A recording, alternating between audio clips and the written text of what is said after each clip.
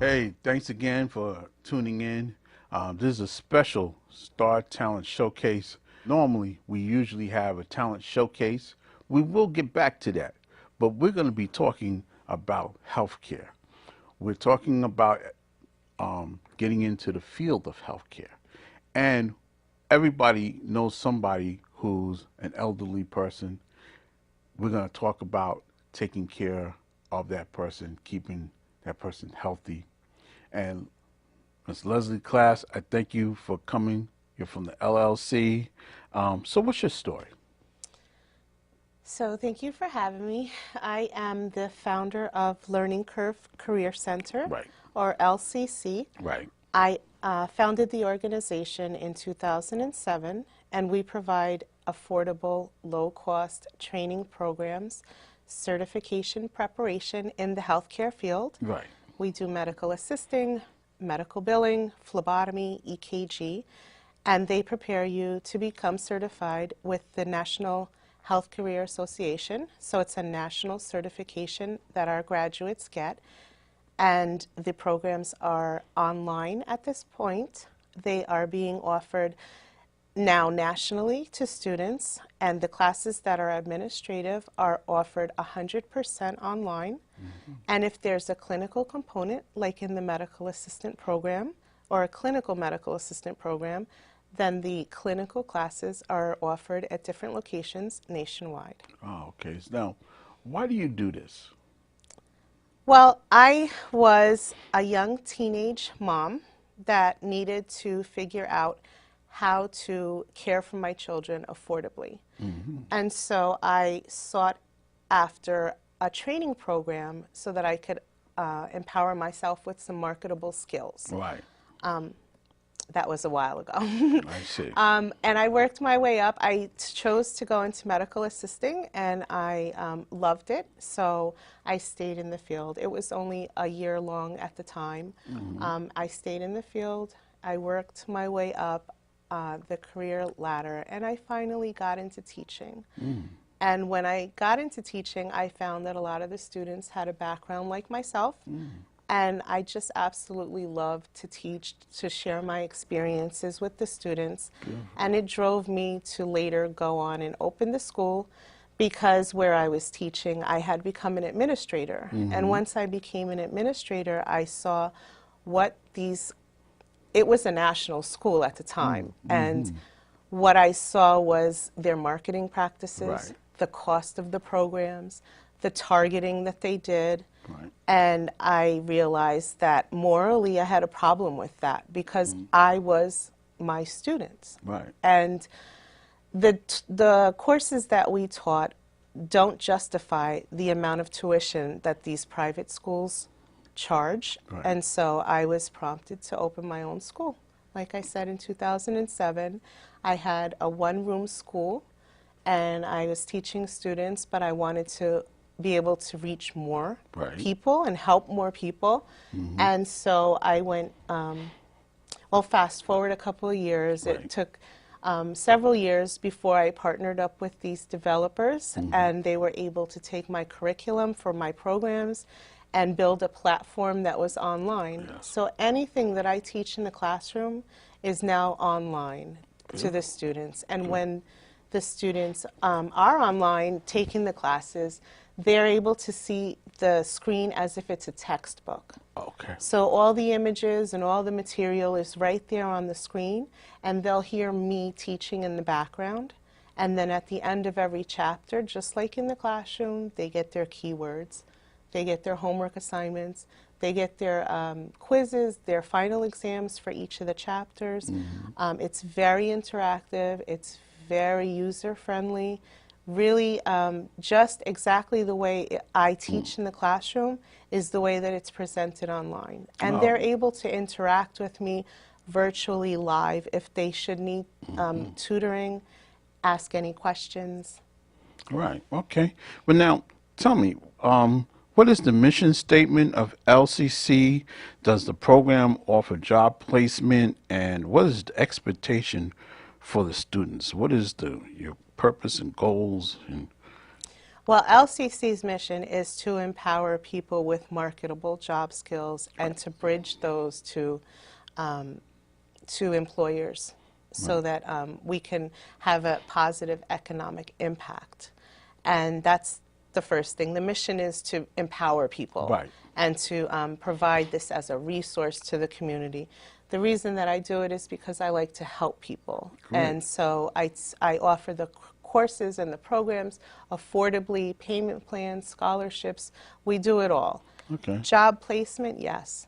The programs are completely comparable to any large name school that you might see on television or you might visit that has these similar programs, in that they'll get the training program in the beginning, they'll learn the didactic, they'll be in the virtual classroom or the classroom and learn the skills, Right. and then they'll take certification. And then we also offer career services.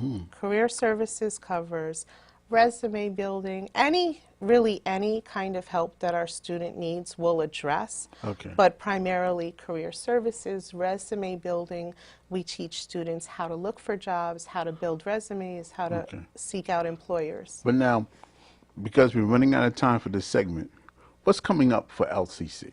Oh, so many things. We are collaborating with some great organizations that are nonprofit, basically mostly nonprofit, and some great individuals that are in the community doing good, like myself, just want to give back. Thank you for coming. So don't you go anywhere. StarTown Showcase. Right back.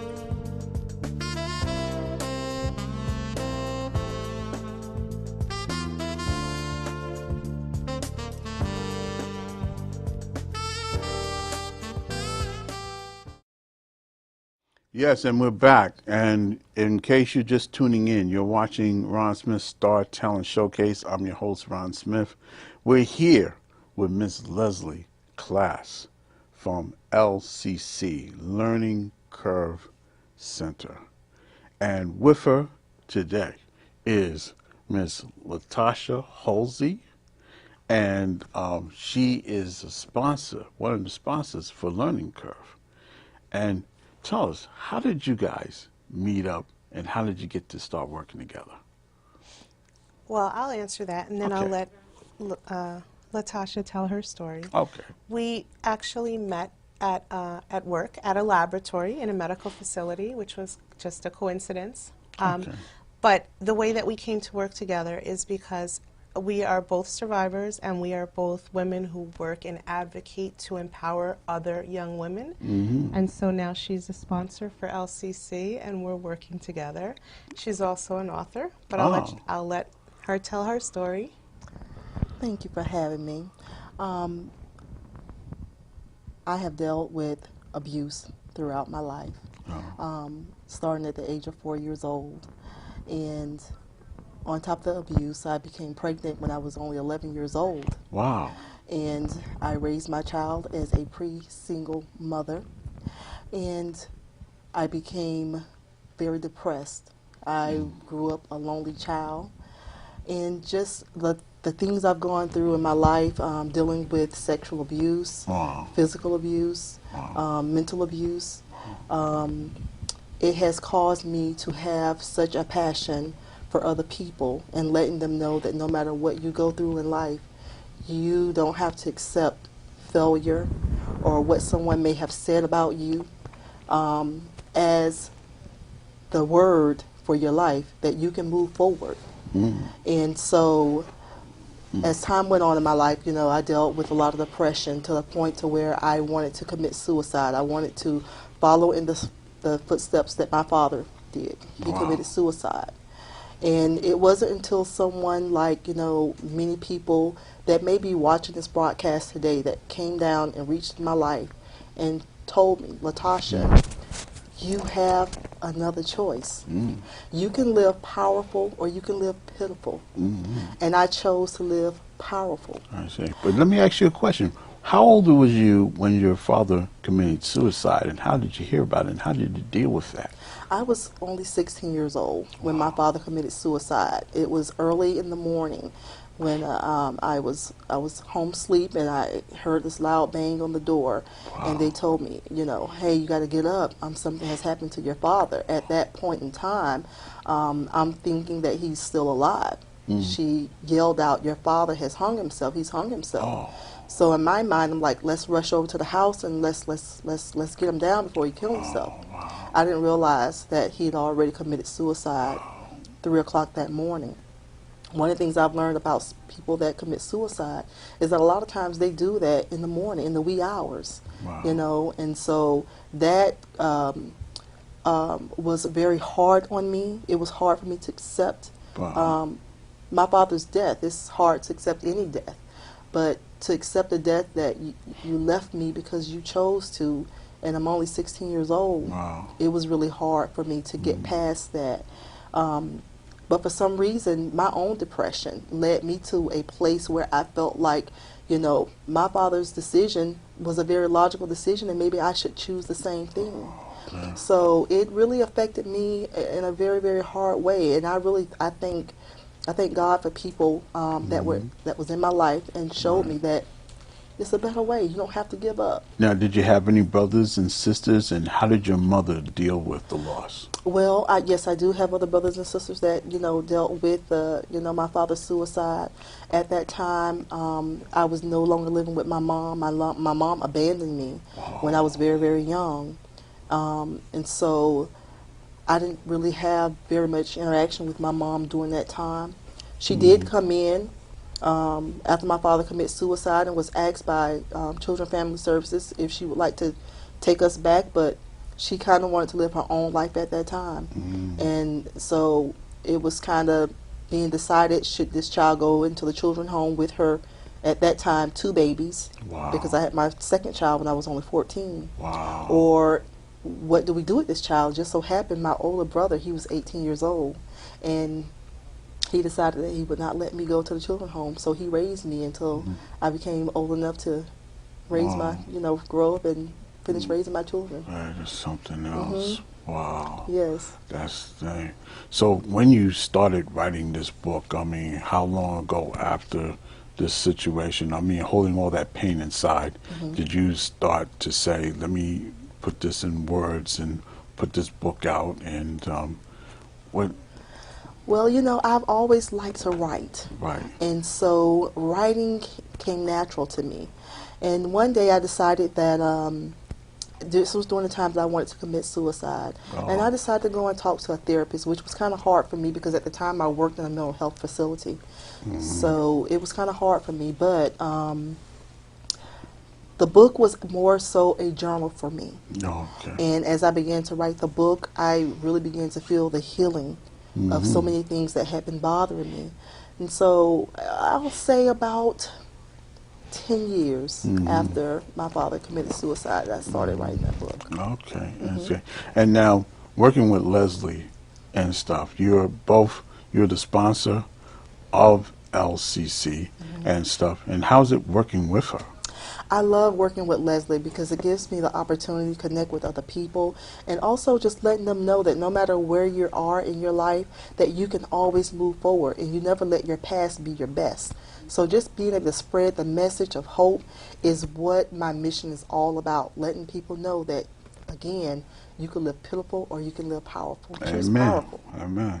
And the name of the book is called In His Hands. And where can we get this? You can get the book at Books A Million. They have the book, Barnes & Nobles. You can also go to my publishing company, tapepublishing.com. Also have the book. Okay. So, Latasha Halsey, we thank you so much for being here. And we're going into our next segment. All right? And we thank you. We'll be right back.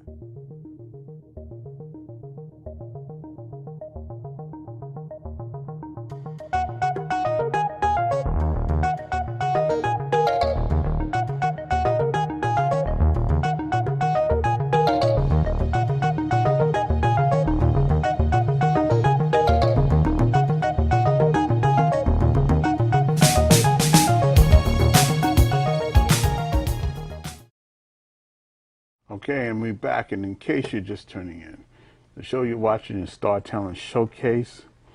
You know me, Ron Smith, and we're here with the lovely Leslie Class from LCC, Learning Curve Career Center, okay?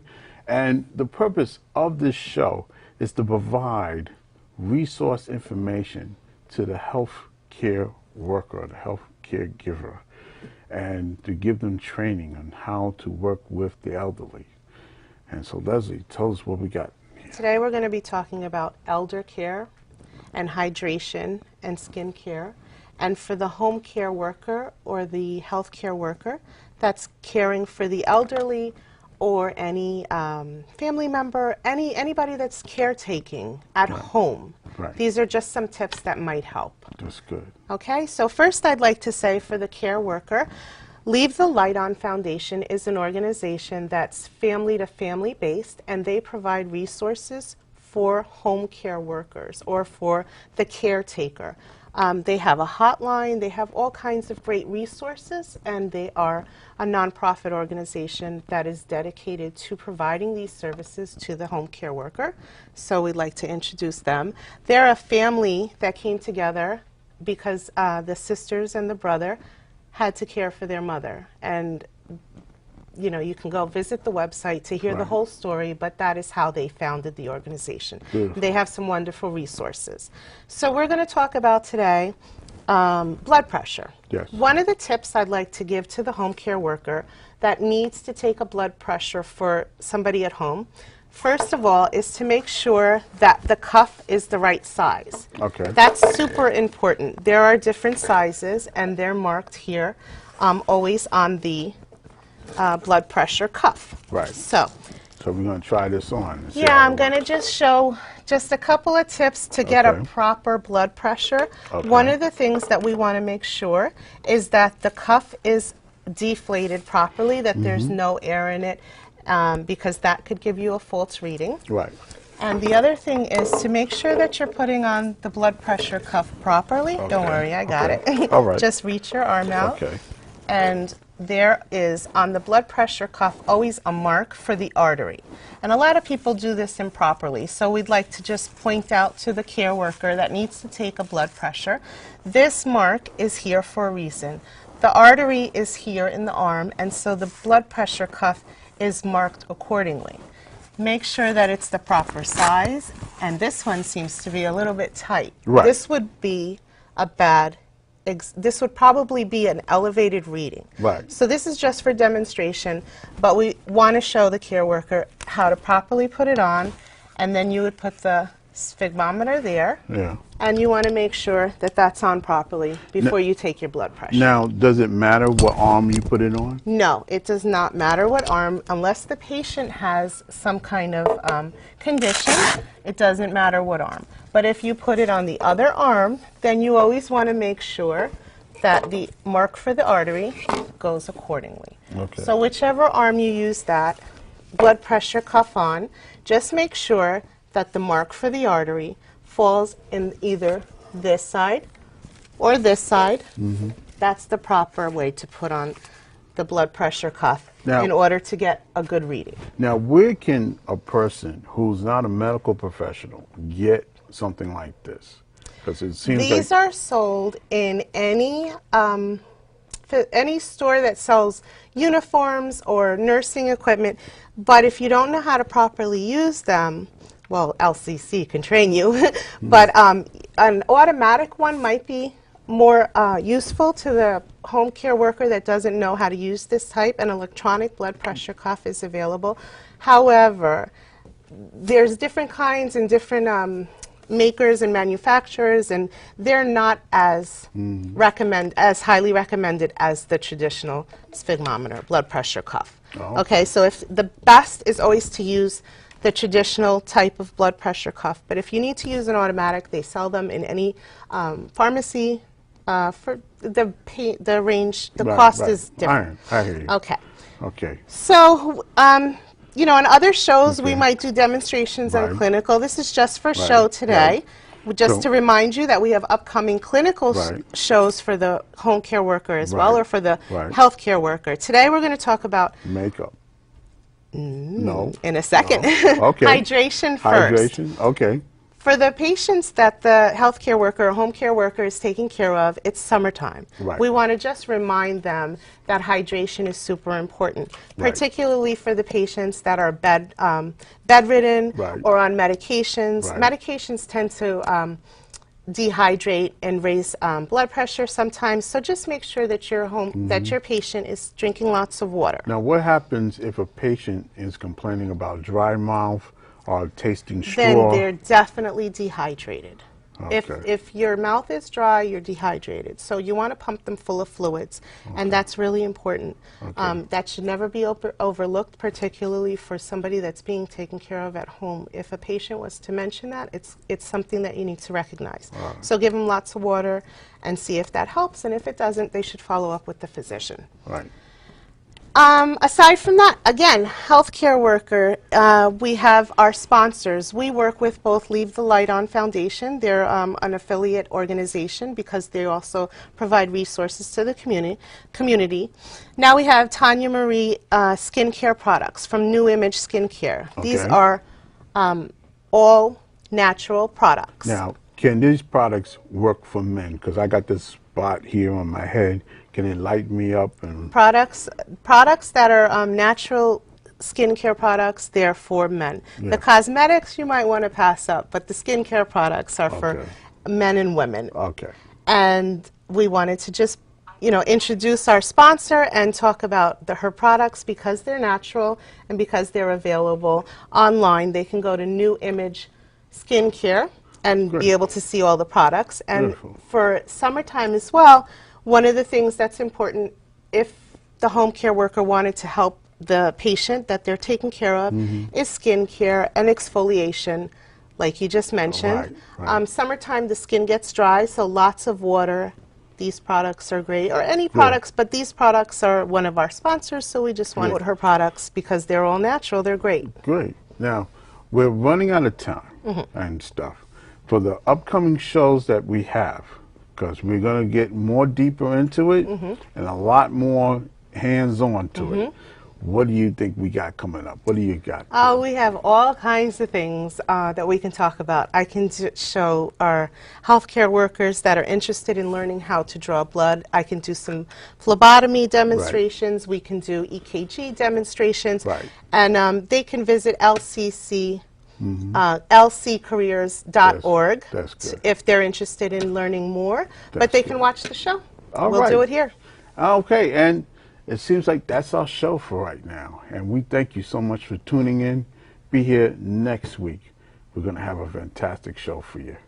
Once again, this is Ron Smith and Leslie Class from LCC signing off. Peace and blessings.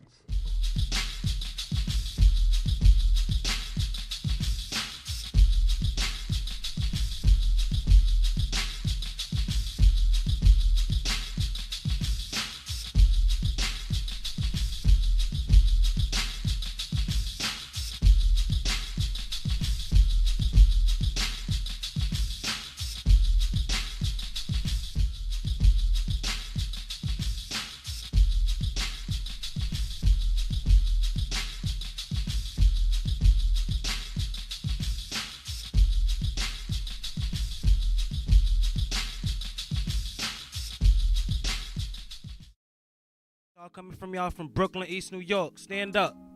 New Lots Bound 3 train. NYC, baby.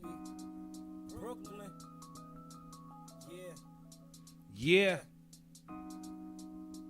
Look, now see I'm coming out of poverty, but I will never be the same. I'm gonna be dichotomy. Allegedly, you got to sell your soul to live your destiny, but I'ma be bigger than monstrosities. Mothers and sisters to little brothers looking up to me, politically inclined from the lies that they all try to bring up to me. Every day, bodies dropping like flies in reality. Trying to stay away from those lies that make you casualties. Praying to the gods and the goddesses and the majesties that everything that I prophesized isn't make believe. Cause I have prophecies about me being the best MC, but it's kinda hard to do with all these freaking fake MCs rapping by how many guns. All they do is GED. Little girls catching STDs before they ABCs, and little boys that DIE before they even learn. People ask me why, do I think that it concern me? I tell them This ain't the life that I chose, but this the life that I know. This ain't the life that I chose, but this the life that I know. And everything don't change. A new player, same game. Homie, I'm from the East. Homie, I'm from the East. Homie, I'm from the East. And Brooklyn has raised me. Now see, we fighting for these jobs for all these black people and all races. Different skin color, but we representing the same basic. Try to provide off of 725 and lost wages. It's like a jungle when we animals, hard to survive. Lock us up, then they putting us in cages. And while we caging, we seeing strange faces. Dead bodies on the walls, demons and freaking Satans. Man, I mean that we living in this messed up world. And yeah, I mean that we living in this messed up nation. And sometimes I'm feeling like they just don't care. Expecting us to follow rules, but they're instilling fear. And see, the place that I'm from will blow a shot in the air. We take a sip of the ghost and tow the split to the air. Yeah, don't be mad off the things I've done. I got a reason that I'm like, this is where I'm from. This ain't the life that I chose, but this the life that I know. This ain't the life that I chose, but this the life that I know. And everything don't change. A new player, same game. Homie, I'm from the East. Homie, I'm from the East. Homie, I'm from the East. And Brooklyn has raised me. Guns is blasting and people stabbing and neighbors blabbing. Cops harassing and kids is dying and parents crying. Dad in prison and mom on crack on the side of the kitchen. He ain't acting like he just don't believe it's ain't the needles in the pipes. A little sister out late night, just chilling, getting high in the living room. Her friends grilling, you got fiends in your living room. Her friends grilling, you got fiends in your living room. It's hard to eat and hard to sleep. Bad bugs in the sheets, they'll feast on your flesh and meat. House feeling kinda cold, thermometer 0 degrees. Couldn't pay the whole bill, but they turned the heat. But we will survive, we will strive till the winter, snow, and frigid sleep. Yeah, until we hit the other side and take a 1,000,000-mile walk down this one-way summer drive. This ain't the life that I chose, but this the life that I know.